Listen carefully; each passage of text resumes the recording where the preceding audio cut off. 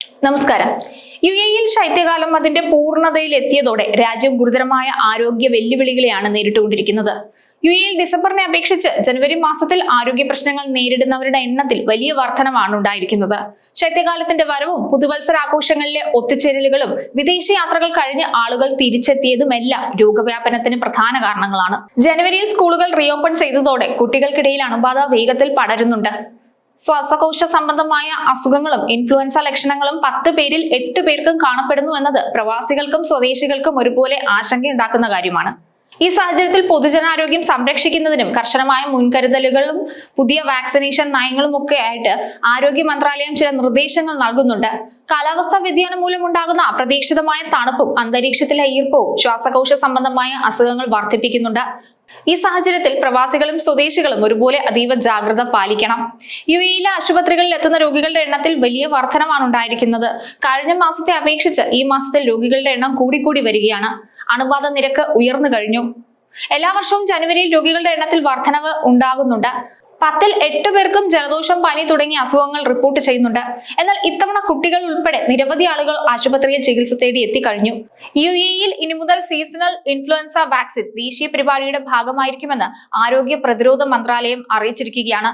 ഇതോടെ യുഎഇയിലെ പൊതുജനാരോഗ്യം സംരക്ഷിക്കുന്നതിന്റെ ഭാഗമായി ദേശീയ രോഗ പ്രതിരോധ പരിപാടിയിൽ വലിയ മാറ്റങ്ങളും പ്രഖ്യാപിച്ചിട്ടുണ്ട്. തിരഞ്ഞെടുക്കപ്പെട്ട 6 വിഭാഗത്തിൽപ്പെട്ട പൗരന്മാർക്കും താമസക്കാർക്കും വാക്സിൻ സൗജന്യമായി ലഭിക്കുമെന്നതാണ് ഇതിലെ ഏറ്റവും വലിയ പ്രത്യേകത. സമൂഹത്തിലെ ഏറ്റവും കൂടുതൽ കരുതൽ ആവശ്യമുള്ള വിഭാഗങ്ങൾക്കാണ് കൂടുതൽ മുൻഗണന നൽകുന്നത്. ഇതിൽ കുട്ടികൾ, വിദ്യാർത്ഥികൾ, ഗർഭിണികൾ, വിട്ടുമാറാത്ത രോഗമുള്ളവർ, തീർത്ഥാടകർ എന്നിവരാണ് പട്ടികയിലുള്ളത്. ഇവർക്ക് പുറമെ എല്ലാ സർക്കാർ, സ്വകാര്യ ആരോഗ്യ കേന്ദ്രങ്ങളിലെ ജീവനക്കാർക്കും വാക്സിനേഷൻ നിർബന്ധമാക്കിയിട്ടുണ്ട്.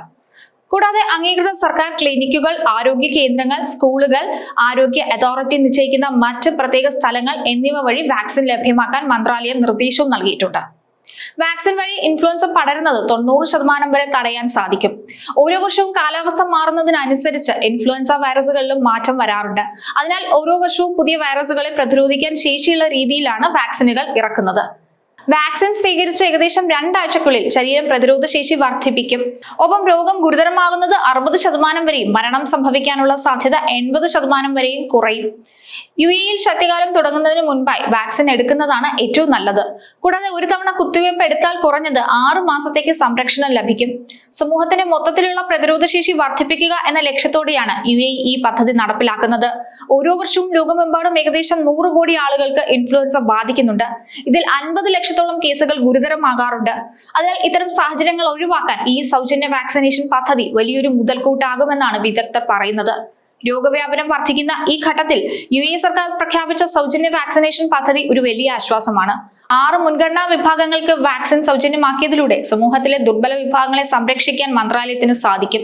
വാക്സിൻ എടുക്കുന്നതിലൂടെ രോഗതീവ്രത 90% വരെ കുറയ്ക്കാൻ കഴിയുമെന്നത് പൊതുജനങ്ങൾക്ക് ഏറെ ആശ്വാസം നൽകുന്നതാണ്.